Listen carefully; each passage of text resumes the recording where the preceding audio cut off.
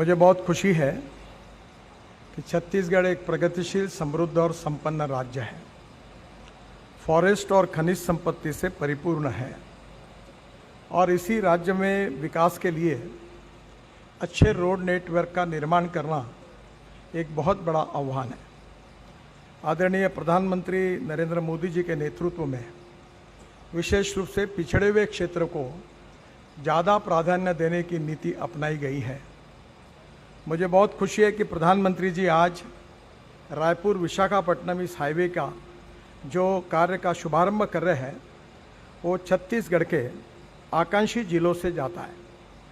प्रधानमंत्री जी ने जो सामाजिक, आर्थिक और शैक्षणिक दृष्टि से पिछड़े हुए जिले हैं उनके विकास के लिए विशेष ध्यान देकर योजनाएं बनाई है और विशेष रूप से बस्तर, बीजापुर, दंतेवाड़ा, कांकेर, कोंडागांव, कोरबा, महासमुंद, नारायणपुर, राजनांदगांव ये सब इकोनॉमिक कॉरिडोर और द्रुतगति महामार्ग से जुड़ने वाले हैं।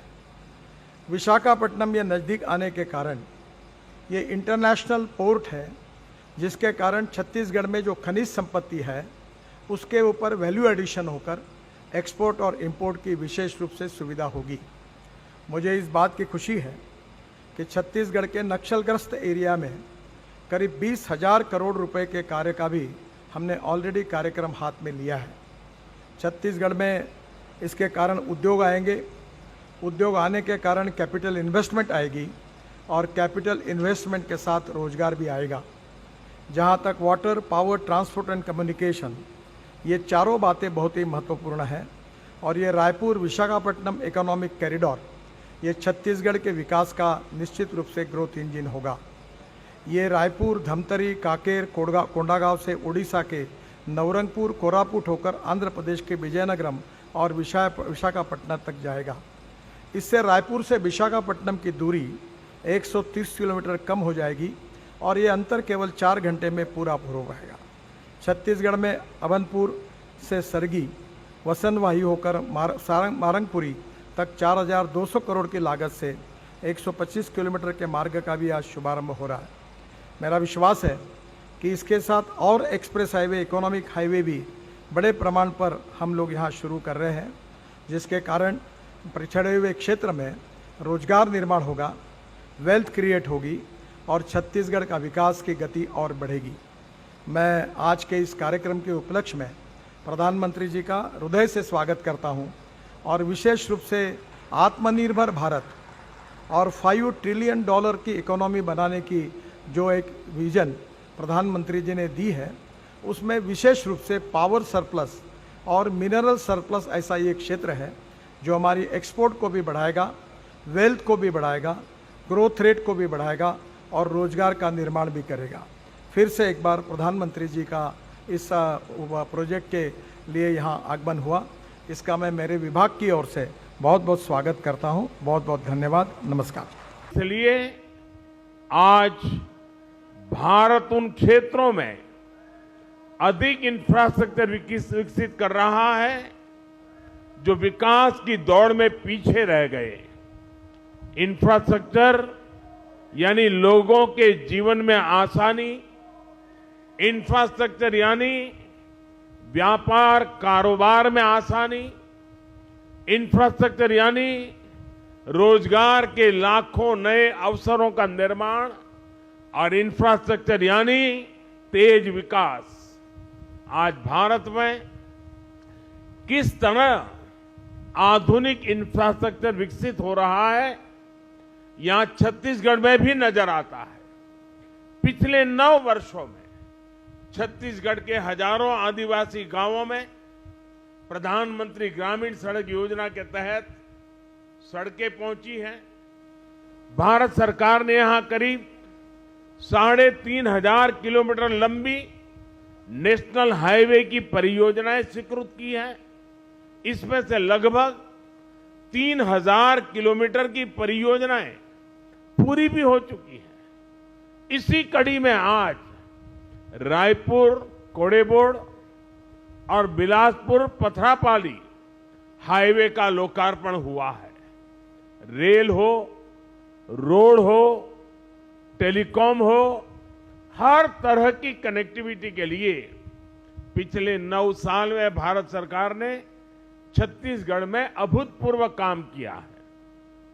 साथियों, आधुनिक इंफ्रास्ट्रक्चर का एक और बहुत बड़ा लाभ है जिस पर उतनी चर्चा नहीं हो पाती। आधुनिक इंफ्रास्ट्रक्चर का संबंध सामाजिक न्याय से भी है।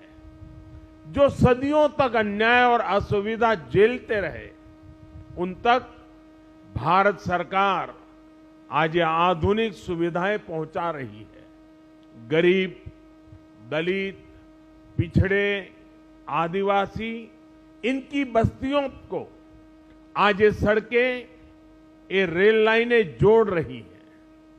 इन दुर्गम क्षेत्रों में रहने वाले मरीजों को, माताओं बहनों को आज अस्पताल पहुंचने में सुविधा हो रही है। यहां के किसानों, यहां के मजदूरों को इससे सीधा लाभ हो रहा है। इसका एक और उदाहरण मोबाइल कनेक्टिविटी भी है। 9 साल पहले छत्तीसगढ़ के 20% से ज्यादा गांवों में किसी तरह की मोबाइल कनेक्टिविटी नहीं थी। आज ये घटकर लगभग 6% रह गई है। इनमें से अधिकतर जनजातीय गांव है, नक्सल हिंसा से प्रभावित गांव है। इन गांवों को भी अच्छी 4G कनेक्टिविटी मिले, इसके लिए भारत सरकार 700 से अधिक मोबाइल टावर लगवा रही है। इनमें से करीब 300 टावर काम करना शुरू कर चुके हैं।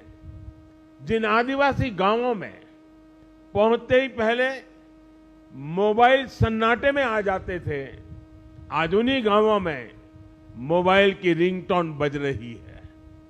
मोबाइल कनेक्टिविटी पहुंचने से कितने ही कामों में अब गांव के लोगों को मदद मिल रही है।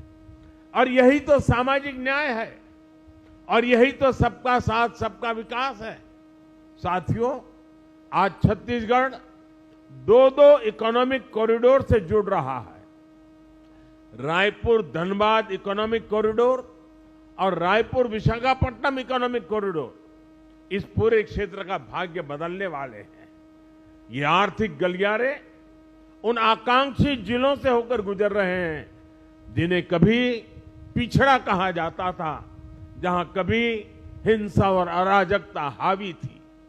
आज उन्हीं जिलों में भारत सरकार की कमान में विकास की नई गाथा लिखी जा रही है। आज जिस रायपुर विशाखापट्टनम इकोनॉमिक कॉरिडोर पर काम शुरू हुआ है, वो इस क्षेत्र की एक नई लाइफलाइन बनने वाली है। इस कॉरिडोर से रायपुर और विशाखापट्टनम के बीच का सफर आधा हो जाएगा। 6 लेन की ये सड़क धमतरी की धान बेल्ट, कांकेर की बॉक्साइट बेल्ट और कोड़ा गांव के हस्तशिल्प की समृद्धि को देश के अन्य हिस्सों में जोड़ने का प्रमुख मार्ग बनेगी। और मुझे इसकी एक और खास बात बहुत अच्छी लगी। ये सड़क वन्य जीव क्षेत्र से गुजरेगी, इसलिए इसमें वन्य जीवों की सहूलियत के लिए टनल और एनिमल पासेस भी बनाए जाएंगे। दिल्ली राजहरा से जगदलपुर रेल लाइन हो, अंतागढ़ से रायपुर के लिए सीधी ट्रेन सेवा हो, इससे भी यहां के दूर सुदूर के क्षेत्रों में आना जाना और आसान हो जाएगा।